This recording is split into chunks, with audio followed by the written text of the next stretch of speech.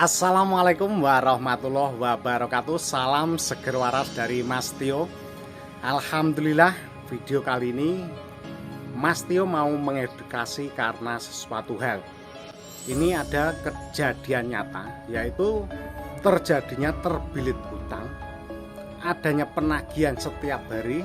Akhirnya pola pikirnya mengalami hal-hal antara baik dan tidak. Nah, monggo sedulur, dengan pengalaman ini kita memiliki sang pencipta atau yang beragama Islam itu Allah Subhanallah wa ta'ala.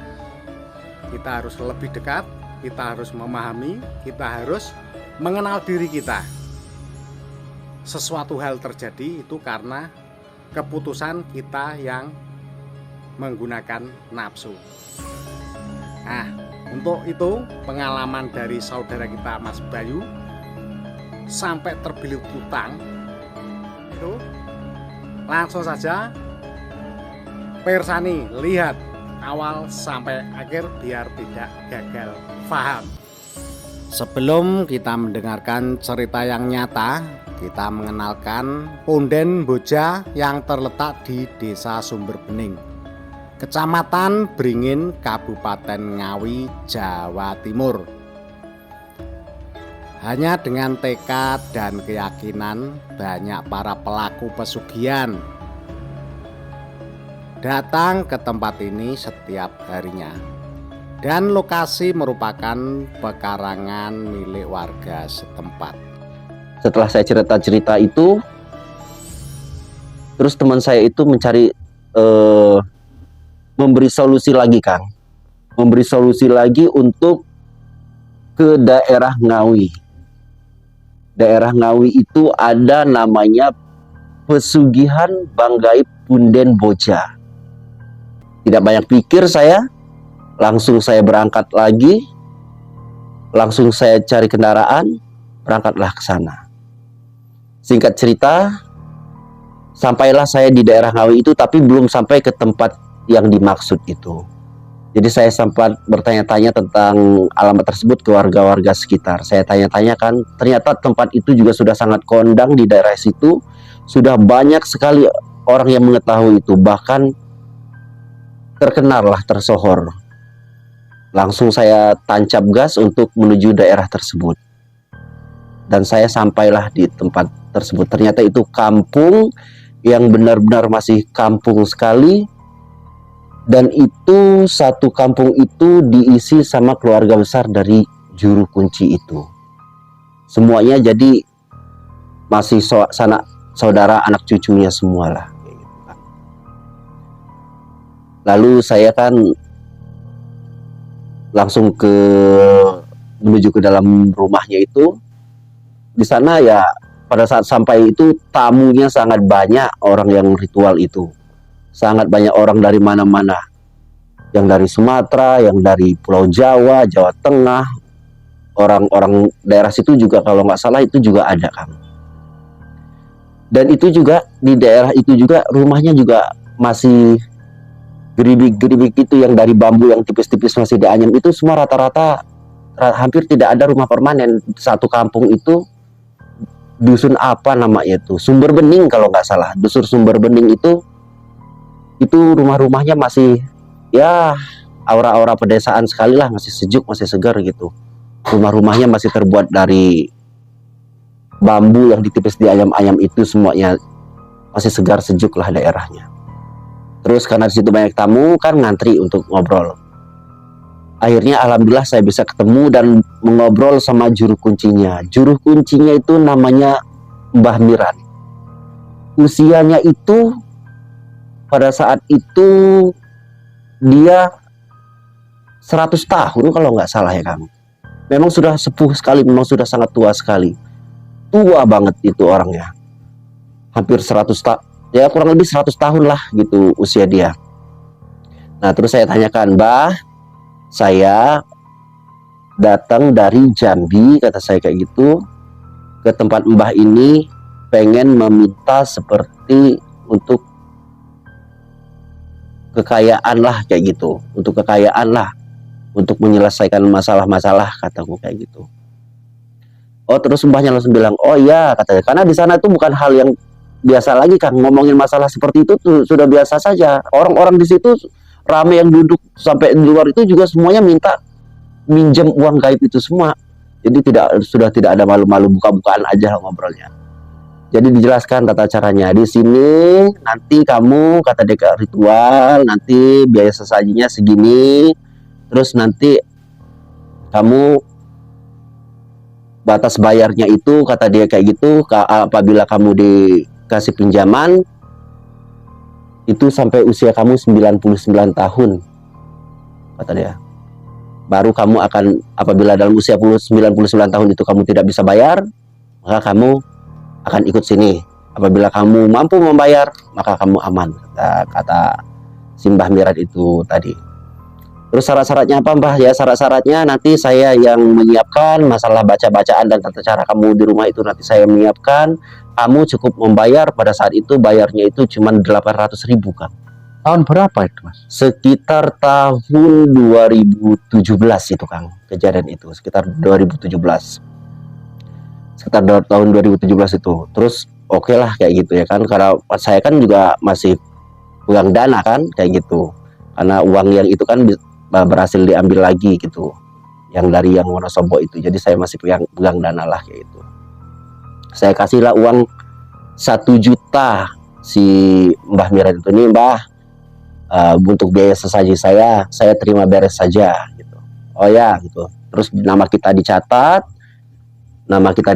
alamat kita, tujuan kita apa, kayak gitu. Kalau tujuan sih cuma satu di sana, itu cuma pinjam modal kayak gitu. Terus saya juga tanya, di sini ada resikonya, Mbah? Resikonya diri kamu sendiri nanti. Apabila kamu tidak sanggup bayar, ya kamu yang akan ikut. Oke, Mbah, siap, kataku. Usiaku sekarang masih muda, masih sekian. Kalau sampai usia 99 tahun, ya insya Allah lah masih bisa diselesaikan. Oke, ya. Kan gantian itu, Kang, satu persatu. Setelah itu waktu saya untuk bicara sama mbahnya, saya serasa sudah cukup jelas, jadi saya keluar bergantian dengan yang lain. Sambil menunggu sore itu,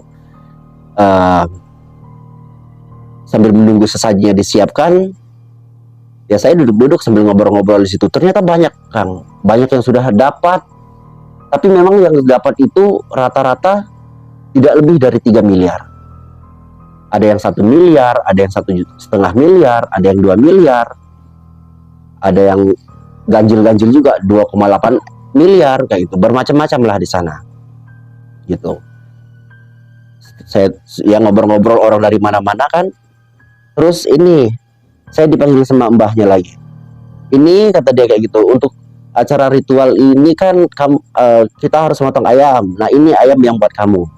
Saya cuma nyaksiin aja, yang motong tetap simbahnya, dipotongin ayamnya. Terus setelah dipotong itu mungkin dibersihin dan dijadikan ayam bakar gitu untuk peralatan sesajinya. Karena pada saat itu segitu datang sana bisa langsung ritual kan, nggak nunggu-nunggu hari-hari, enggak gitu. Jadi walau datang pagi, malamnya bisa langsung masuk. Setelah waktu maghrib, waktu itu jam 7-an, terus semua yang mau ritual itu sudah bersiap-siap. Ternyata yang ritual itu bukan cuma saya sendiri, Kang. Banyak yang mau ritual itu. Waktu itu mungkin ada orang sekitar orang 15-an. Sekaligus itu, Kang. Sekaligus. Nah, sekaligus tapi dipimpin oleh Simbah Mirat itu sendiri. Yuk berangkat, katanya. Berangkatlah kita semuanya ke daerah Punden tersebut. Ternyata itu dulunya, Kang, itu tuh pohon Kamboja. Dan di situ tuh kayak punden, apa ya kalau punden itu ya, kayak tumpukan tanah yang nggak terlalu tinggi ya, mungkin tingginya sekitar 2 meter lah gitu. Gundukan gitu lah, Kang, gundukan gitu, tanah gundukan. Di atasnya ada pohon boja, tapi pohon bojanya itu sudah tumbang gitu, Kang. Jadi masih ada kayu sisa-sisanya saja, tetapi yang ritual situ masih sangat banyak gitu. Duduklah kami, beberapa orang itu mengelilingi punden boja itu tersebut. Duduk selama beberapa menit, selama beberapa jam, sambil dipandu sama Mbah Mirat itu sendiri. Dipandu satu-satu, mulai dari si A, si B, si C, sampai ke bagian ke saya kan. Kita mengutarakan, saya saya Bayu, kata saya kayak gitu, saya dari Jambi pengen pinjam uang sekian kayak gitu. Waktu saya mau membayarnya sampai usia saya 99 tahun. Nah terus setelah mbahnya menyampaikan keinginan kami semua yang ada di situ, terus mbahnya bilang, kalian ritual di sini hanya sampai dengan jam 12 atau jam 1. Nanti jam 12 jam 1 saya akan susul lagi ke sini. Terus kita akan kembali lagi ke rumah. Ya duduklah kami selama beberapa jam itu. Mulai dari, kalau nggak salah itu mulai dari jam 8 sampai jam 1 itulah. Sekitar 4 apa 5 jam lah kita duduk di situ, Kang. Ya duduknya cuma duduk biasa, tidak ada tanda apa-apa, tidak ada maksudnya suara-suara tuh nggak ada apa, karena beramai-ramai kan gitu kan. Beramai-ramai. Dia juga rasa takut juga ya biasa aja gitu, karena kan teman-teman juga di situ ramai kan kayak gitu. Setelah beberapa jam kita selesai ritual itu, mungkin jam sudah menunjukkan pukul 1 malam, mbahnya datang. Yuk, semuanya sudah selesai ritual, kata si Mbah Miran. Ayo sekarang semuanya balik ke rumah gitu, balik ke rumah. Nah kami terus Mbah Mirannya baca-baca mantra-mantra lagi kan, baca-baca mantra, terus minta izin, diizinkan satu persatu untuk pamit untuk balik ke rumahnya Mbah Miran. Segitu sampai di rumahnya Mbah Miran, kami dibilang sama Mbah Miran tuh, memang di sini prosesnya seperti ini, tidak langsung dapat uang pada saat ini di sini, tetapi ini untuk pengajuan. Nanti ada tim survei dari Punden Boja ini, Bang Gaib Punden Boja ini akan datang ke rumah kalian masing-masing. Tandanya itu apabila kalian sudah disurvei itu ada tanda kayak binatang, entah itu burung ataupun bebek ataupun ayam ada di dalam kamar kalian, kata dia kayak gitu. Kalian bisa menunggu di sini sampai pagi, besok pagi baru pulang ke tempat kalian masing-masing, ataupun malam ini juga bisa langsung pulang, kata dia kayak gitu. Saya sih yakin saja kan, karena beberapa orang tempat saya mengobrol itu memang ada yang tahu dari saudaranya sudah berhasil, ada yang dapat info dari siapa, dan rata-rata orang datang situ tuh dapat info dari orang yang sudah pernah berhasil semua gitu. Memang katanya tata caranya seperti itu. Bahkan Mbah Miran itu ketika kami mengobrol itu, dia sempat bercerita, ada orang dari media mana gitu kan, dia ngeliput, lantas pada saat itu dia juga terlilit hutang, dia wartawan kerjanya kan, mencoba, dan dia juga berhasil gitu kan, dia juga berhasil kayak gitu. Lantas pada saat itu kan, karena saya kan perjalanannya jauh ke daerah Jambi gitu kan, untuk bus kan susah gitu, saya menunggu sampai pagi. Turunlah di situ beramai-ramai, sebagian sudah pada pulang, sebagian juga yang dekat-dekat dia pada pulang, yang kami yang jauh-jauh mungkin menunggu di situ sampai pagi. Singkat ceritanya pagi, sebelum kami pulang itu satu-satu dipanggil sama mbahnya. Karena kami pulangnya pagi kan, jadi nggak langsung pada malam itu. Dikasih selembaran. Selembaran itu yang harus kita kerjakan di rumah. Jadi waktu kita menunggu itu selama 40 hari ke depan, Kang. Sampai 3 bulan ke depan. Karena paling lambat itu 3 bulan. Kalau dalam 3 bulan itu tidak ada tanda-tanda, berarti kita tidak direstui di situ. Itu. Nah, dikasih catatan di situ ada mantra pembakaran menyan-menyannya, terus lantas di situ ada sesaji-sesaji yang harus disiapkan. Di situ sesaji-sesajinya itu ada jambu kelutuknya 3, terus kembang kantil, cempoko mulyo, bunga cempoko mulyo satu biji aja, terus ada macam-macam lah, saya lupa juga mantranya, saya lupa secara detailnya, sesajinya saya lupa. Atas setelah diberitahu itu kita malam apa saja ritual-ritual rumahnya, saya pulang, berangkatlah. Singkat cerita, pagi itu saya langsung mencari kendaraan bus gitu yang langsung menuju ke rumah saya di daerah Jambi kan. Di bus perjalanan, dan lalu selama beberapa hari saya di perjalanan, karena kan nggak boleh mampir-mampir. Kalian pulang dari sini, kata dia, harus langsung ke rumah kalian, tempat kalian ritual. Tidak boleh mampir ke sini lagi, ke situ lagi, tidak boleh. harus lurus tujuannya. Kalau umpamanya sampai mampir-mampir ya berarti kalian gagal. Segitu pulang dari sini, dari rumah saya, langsung kalian ke rumah kalian masing-masing dan siapkan kamar pribadi di situ yang tidak boleh dimasuki oleh siapapun, hanya kalian yang boleh masuk karena uang itu akan diantar ke kamar itu sendiri nanti. Siap, Mbah? Pulang, selama beberapa hari saya di perjalanan itu, sampailah di rumah. Ketika sampai di rumah itu ya biasa, saya karena sudah amanah dari Simbah Medan itu untuk seperti itu, lantas saya siapkan kamar karena kebetulan di rumah itu kan ada satu kamar yang kosong kayak gitu. Saya siapkan, saya bersihkan, lantas saya kasih meja untuk naruh sesaji itu, saya kasih tikar untuk saya duduk kayak gitu. Malamnya karena ini kan kita manggil itu harus setiap malam gitu Kang, mulai dari jam 7 sampai dengan waktu azan subuh. Malam pertama saya panggil, saya siapkan sesajinya, belum ada. Malam kedua belum ada, ketemu seminggu juga belum ada, tapi tetap saya kekehkan karena katanya di malam-malam awal-awal itu memang belum, tanda-tandanya kerasa itu sekitar 1 minggu 1 bulan awal kayak gitu kan, karena waktu itu kan 90 hari selama 3 bulan gitu maksimalnya. Tetapi saya termasuk beruntung pada saat itu. Di suatu ketika itu malam sebelum ada satu kejadian yang cukup menurut saya tidak masuk akal dan tidak masuk logika. Saya membakar dupa dan menyan itu sambil sesaji sudah saya siapkan semua komplit sesuai yang diberitahu oleh mbahnya yang ada di catatan itu. Itu dari kepulan menyan itu kayak ada muncul, pertamanya kayak kumis dulu Kang, kumis, terus dari kumis itu jadi mata, terus jadi kepala, dan itu pakai belangkon. Itu pakai belangkon karena kan yang disebut sana itu kan seorang pria waktu itu, wajah pria, cuman ada kepalanya Kang.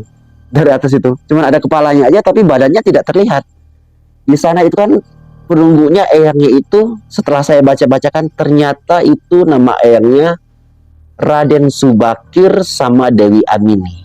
Itu yang selalu kita sebut-sebut, panggil-panggil terus kayak gitu Kang. Ada kejadian itu tapi saya diam saja karena cuma ada kepalanya. Saya mau ngomong, dan itu kepalanya juga yang berwujud kan cuma kepalanya, itu juga tidak ngomong, hanya senyum kan, senyum gitu. Itu juga durasinya nggak lama, sekitar mungkin 1 menit pun tidak sampai, sekitar 30 detik lah kan.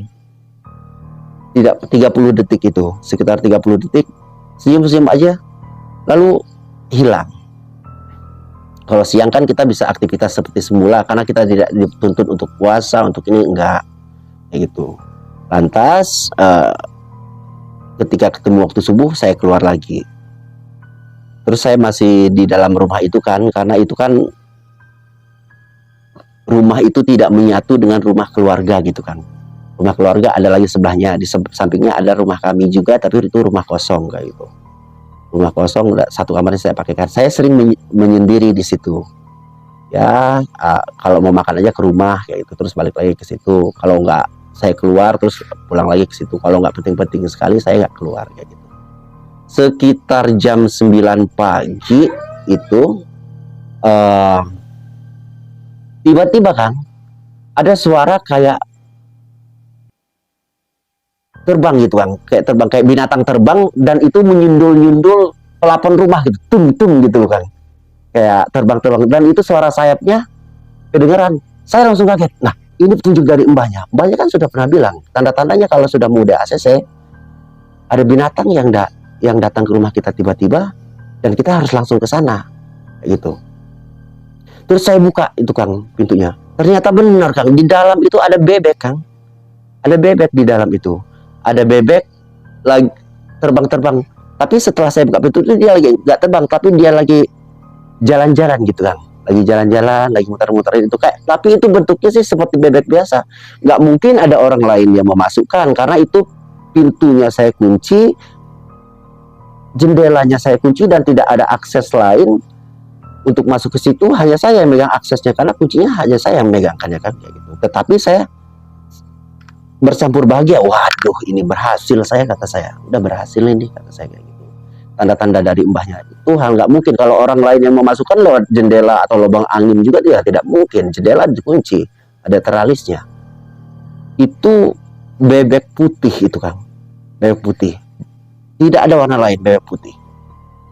Setelah itu saya langsung tangkap itu. Karena kan pesan mbahnya kalau umpamanya ada binatang itu langsung kamu tangkap, kamu bawa lagi ke sini. Lah saya bawa, Kang. Saya langsung pesan bus yang menuju dari Jambi langsung ke Ngawi.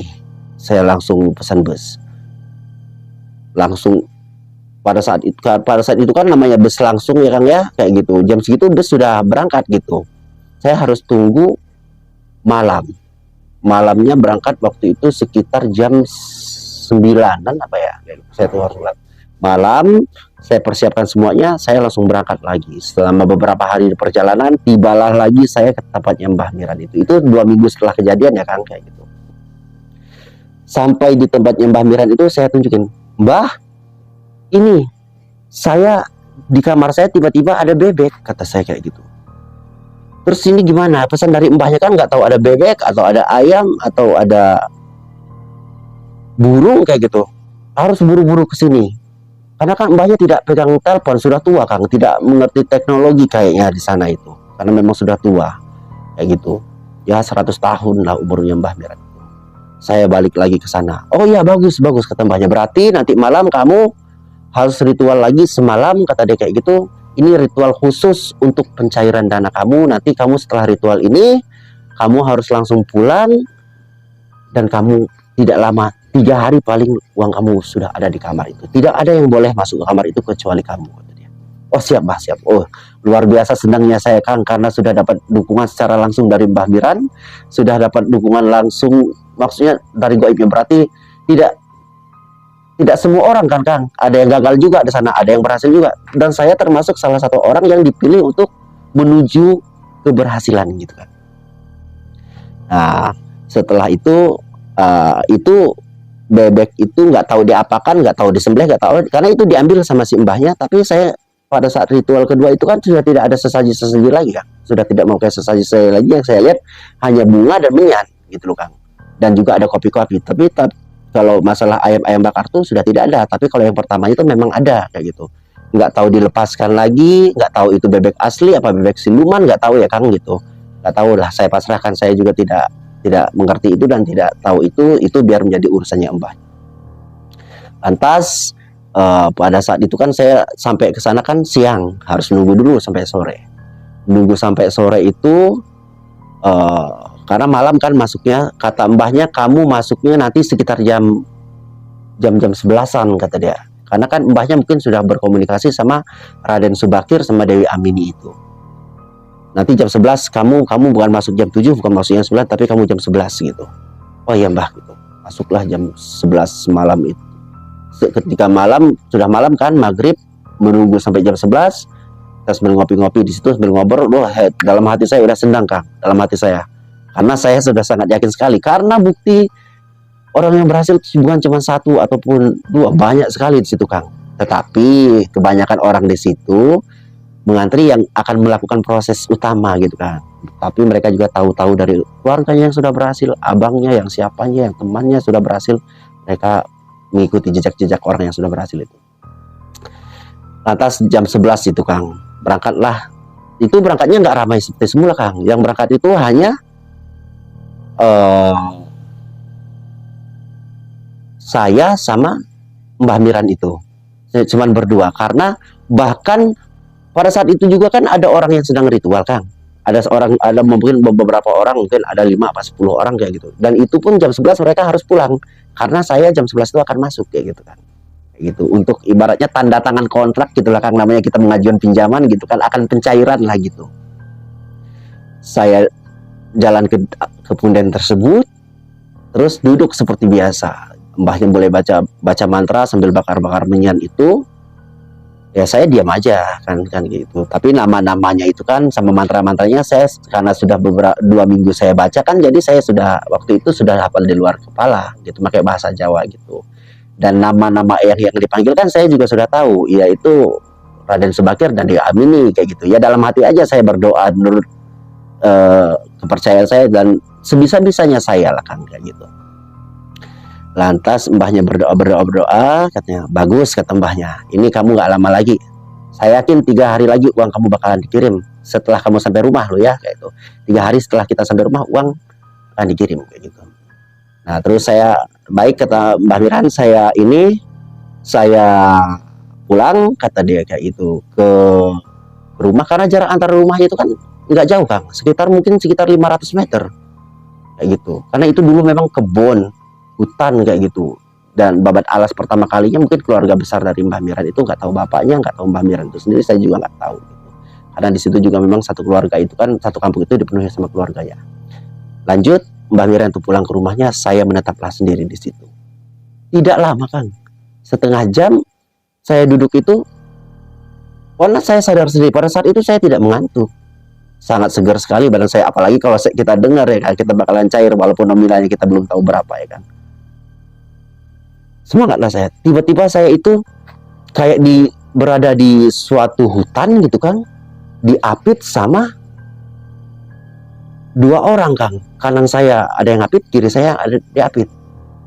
Terus dihadapkan sama 1 orang laki-laki dan itu wujudnya sama seperti yang saya lihat di atas menyan yang kata saya pakai belangkon itu Kang. Mungkin itulah Raden Subakir itu tadi, itulah mungkin yang disebut sama Raden Subakir itu tadi ya Kang. Raden Subakir sama Dewi Amin itu saya. Terus dia cuma bertanya begini, kamu mau hidup di dunia apa mau hidup di alam goib, kata dia kayak gitu. Terus saya jawab, saya mau hidup di dunia. Terus seketika itu juga kan saya langsung sadar lagi Kang. Dan gak lama dari itu Mbak Miran ini datang marah-marah. Kamu gimana sih? Ini sudah hampir cair. Kenapa kamu pilih hidup di dunia? Kata dia. Saya kan bengong Kang. Lah gimana? Ya memang saya pengen hidup di dunia dulu. Saya takutnya kalau saya jawab hidup di alam gaib, saya langsung mati Kang. Ternyata kata dia kayak gitu. Enggak, katanya nanti kamu hidup di alam gaib itu setelah 99 tahun. Kata dia kayak gitu. Ya saya kan nggak tahu. Nah terus ayo pulang, marah-marah itu Kang juru kuncinya, marah-marah, dia kan udah tua, ngomel-ngomel gitu. Jadi disitulah saya down lagi Kang. Yang awalnya saya sudah gembira, sudah ceria, karena saya cuma jawab, saya pengen hidup di dunia, gagal Kang jatuhnya. Yaitu, kamu pengen hidup di dunia apa hidup di alam gaib? Setelah dasar-dasar itu, saya pengen hidup di dunia. Sadar, langsung Mbak Miran itu datang dan mengamuk. Itulah cerita yang ada di Punden Boja itu Kang. Yang saya tahu itu kan kejadian itu pada saat itu 2017. Memang pada saat itu rata-rata banyak sekali orang itu pada berhasil karena Mbah Miran itu sendiri pernah bicara. Itu uangnya itu sekitar beberapa kontainer dan yang terpakai itu belum ada 1/4 dari 1 kontainer itu Kang. Itu uang dari bank goib itu. Karena kan pinjaman di sana kan memang tidak banyak. Ada yang 2 miliar, ada yang 1 miliar, ada yang 3 miliar paling banyak kayak gitu. Cuman ya saya belum beruntung di sana. Gitu. Nah, orang yang sudah berhasil itu selalu setiap tahunnya diwajibkan datang lagi ke sana. Nanti setahunnya datang lagi ke sana. Dan uang itu Kang, walaupun cuman 1 miliar umpamanya dia cair ataupun 2 miliar, itu 1 miliar umpamanya kita ambil 500 juta. Nanti utuh lagi jadi 1 miliar lagi. Kita ambil lagi, utuh lagi gitu. Jadi tidak ada habisnya Kang. Itu uang yang ada di Punden Boja itu. Nah, sempat saya kontak lagi kan, gimana Punden Boja itu sekarang? Katanya Punden Boja itu sekarang sudah sepi, peminatnya sudah kurang dan banyak kegagalan. Katanya untuk saat ini karena Mbah Mirannya juga sekarang sudah sakit-sakit. Kalau saya boleh ngomong ya Mas Bayu, itu yang namanya berhubungan dengan gaib, otomatis kalau Mas Bayu mengiyakan, kemungkinan Mas Bayu akan menjadi pengikutnya karena tidak mungkin yang namanya hubungan gaib atau sebangsa seperti itu, tidak mungkin tidak ada namanya hubungan manusia dengan gaib itu timbal balik lah. Nah, yang rawan itu di hari akhir. Nanti mungkin pada saat hari akhir itulah sebagai hitung-hitungan untuk antara manusia dengan bangsa seperti itu, Mas. Cerita saya di zaman dulu pernah mendatangi 50 tempat lebih lah mungkin di zaman dulu. Makanya kalau sekarang saya sudah tidak bermain seperti itu lagi, karena saya sudah asam garamnya sudah saya coba, semuanya saya sudah, tidak semua mungkin, kebanyakan saya sudah coba, dan memang kebanyakan itu tidak ada yang instan, semua membutuhkan biaya dan itu juga tidak mudah. Dan selain itu juga apabila kita sudah berhasil juga pasti meminta imbal sih.